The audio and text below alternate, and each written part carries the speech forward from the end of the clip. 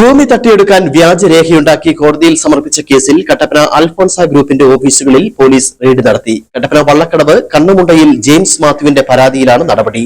പ്രതികൾ കോടതിയിൽ ഹാജരാക്കിയ വ്യാജരേഖകളുടെ പകർപ്പിന്റെ ഒറിജിനൽ കണ്ടെത്തുന്നതിനാണ് പരിശോധന.